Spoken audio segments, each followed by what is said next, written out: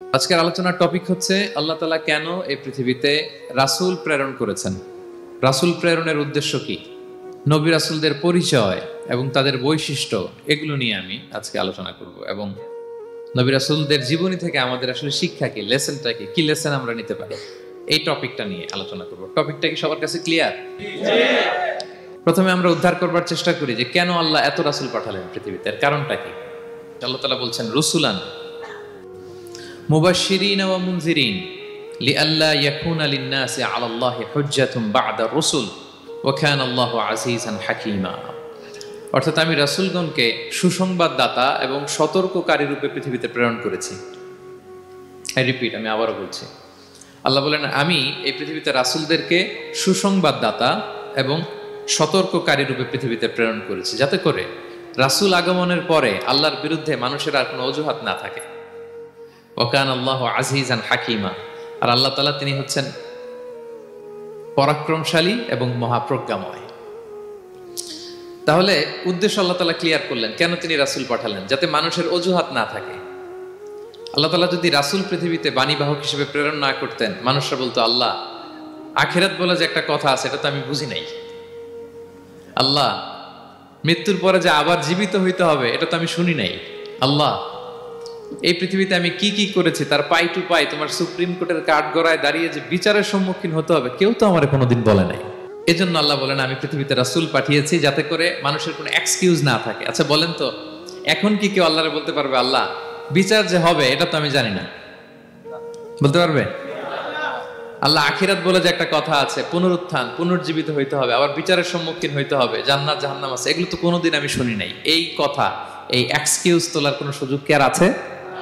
সেদিন কোনো এক্সকিউজ আল্লাহ তাআলা গ্রহণ করবেন না, কারণ আল্লাহ তাআলা রাসূলদেরকে প্রেরণ করেছেন, তারা আমাদেরকে বিস্তর বর্ণনা করে জানিয়ে গিয়েছে। এবং কেন রাসূলদেরকে প্রেরণ করেছেন আল্লাহ বলেন যে দুইটা প্রাইম রেসপন্সিবিলিটি দিয়ে আমি রাসূলদেরকে প্রেরণ করেছি। এক নাম্বার মুবাশশিরিন, তারা সুসংবাদদাতা, তারা আমাদেরকে জানিয়েছে এই পৃথিবীতে যদি আমরা ভালো কাজ করি, এক আল্লাহর ইবাদত করি, কারো হক নষ্ট না করি, তাহলে আমরা জান্নাতে যেতে পারবো। জান্নাতের সুসংবাদ তারা দেন, তারা জান্নাতের সুসংবাদদাতা। রাসূলদের দুই নাম্বার প্রাইম রেসপন্সিবিলিটি হচ্ছে মুনজিরিন, তারা সতর্ককারী। তারা আমাদেরকে এই মর্মে সতর্ক করেছেন যে এই পৃথিবীতে যদি আল্লাহর ইবাদত না করে শিরক করো, বেদাত করো, এই পৃথিবীর বুকে যদি ফাসাদ করো, যদি সীমা লঙ্ঘন করো, যদি অন্যের অধিকার নষ্ট করো, তাহলে তোমাদেরকে জাহান্নামের আযাব ভোগ করতে হবে, ঠিক কিনা? তাহলে দুইটা প্রাইম রেসপন্সিবিলিটি। রাসূলরা হচ্ছেন মুবাশশিরিন, সুসংবাদদাতা, জান্নাতের সুসংবাদ দিয়েছেন, তারা ভালো কাজ করলে জান্নাতে যাওয়া যাবে। পাশাপাশি তারা হচ্ছেন সতর্ককারী। কিসের সতর্ককারী? জাহান্নামের ব্যাপারে সতর্ককারী। এই পৃথিবীতে ফাসাদ করলে, আল্লাহ তাআলার অবাধ্য হলে জাহান্নামে যেতে হবে। এবং রাসূল পাঠানোর মধ্য দিয়ে আল্লাহ তাআলা এক্সকিউজ দেওয়ার সুযোগ বন্ধ করে দিয়েছেন, কোনো এক্সকিউজ আর দেয়া চলবে না।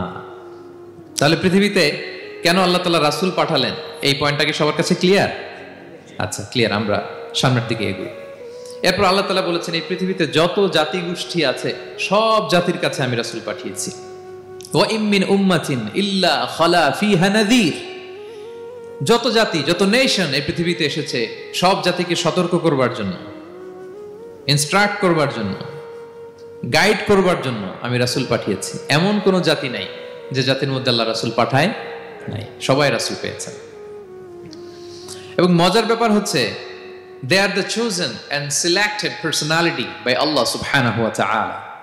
রাসূলরা হচ্ছেন আল্লাহ তাআলার পক্ষ থেকে chosen এবং সিলেক্টেড। রাসূলদেরকে সিলেক্ট করেছে কে? আল্লাহ। তিনি বলেন ওয়া ইন্নাহুম ইনদানা লামিনাল মুস্তাফাইনাল আখিয়া, নবীরা হচ্ছে আমার কাছে মনোনীত, আমি তাদেরকে মনোনীত করেছি এবং তারা হচ্ছে সর্বশ্রেষ্ঠ মানুষ। তার মানে এই আয়াত থেকে বোঝা গেল নবীরা সিলেক্টেড, তারা ইলেক্টেড না। ইলেকশন করে নবী হওয়া যায় না, নবী সিলেক্টেড এর মাধ্যমে হইতে হয়, সিলেকশনের মাধ্যমে। আর সিলেক্ট করেন কে? আল্লাহ। চুজ করেন কে? আল্লাহ। ইলেকশন করে নবী হওয়া যায়?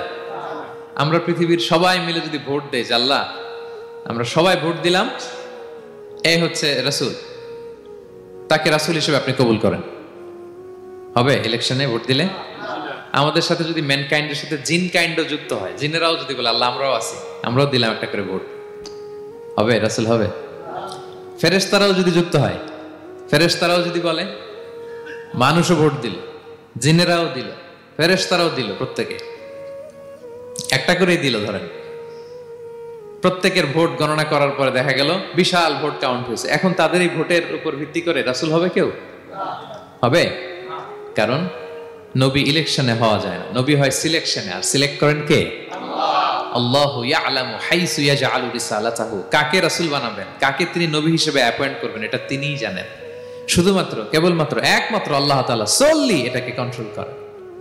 কেউ চাইলে কারো ভোটে, কারো ইলেকশনে নবী হওয়া যায় না। নবীরা হচ্ছেন selected, chosen personality by Allah সুবহানাহু ওয়া তাআলা। তাহলে নবীরা নির্বাচিত নন, ওনারা মনোনীত। নবীরা কি নির্বাচিত?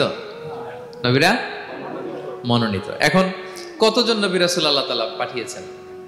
আল্লাহ তাআলা সুস্পষ্ট করে জানাননি কতজন। কিছু কিছু হাদিস থেকে পাওয়া যায় লক্ষাধিক রাসূল, নবী এবং রাসূল আল্লাহ তাআলা পৃথিবীতে পাঠিয়েছেন।